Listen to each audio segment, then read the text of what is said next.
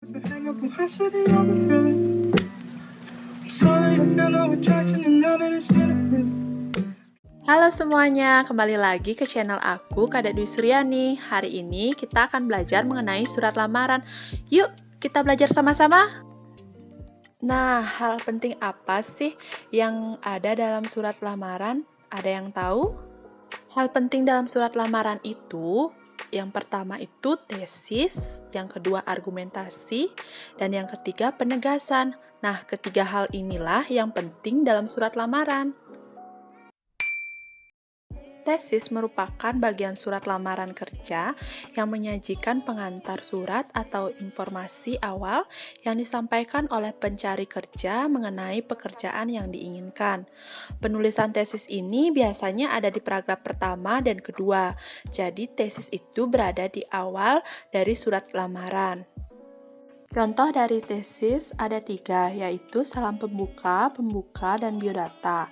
Nah, salam pembuka itu contohnya dengan hormat, kemudian pembuka itu berdasarkan harian Kompas tanggal 27 Oktober 2021, saya mendapatkan informasi mengenai lowong pekerjaan bla bla bla. Kalian sampaikan saja pembukanya, kemudian biodatanya. Jika ada biodata misalnya nama, tempat tanggal lahir, itu juga termasuk dalam contoh tesis dalam biodata.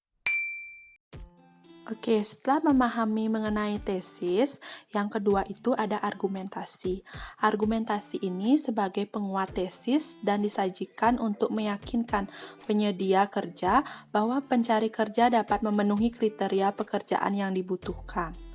Contoh argumentasi, misalnya sebagai bahan pertimbangan Bapak atau Ibu, bersama ini saya lampirkan kurikulum PT, fotokopi ijazah, fotokopi transkrip nilai, fotokopi KTP, pas putuk 3x4.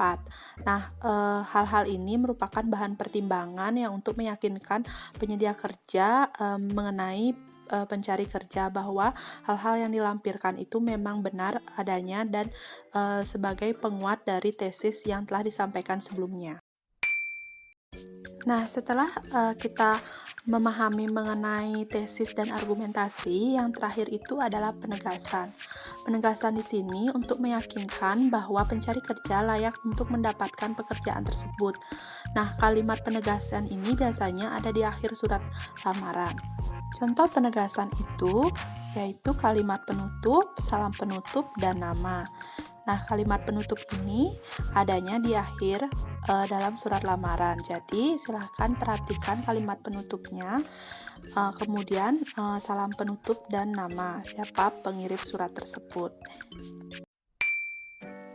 Oke, untuk memahami lebih lanjut mengenai hal-hal penting dalam surat lamaran, ayo kita berlatih bersama-sama membuat tugas individu. Nah, dalam tugas ini silahkan semuanya memilih 3 surat lamaran, baik itu surat lamaran yang bisa dicari di Google ataupun di buku-buku. Nah, ketiga surat ini kemudian kutip yang mana termasuk tesis, argumentasi, dan penegasan.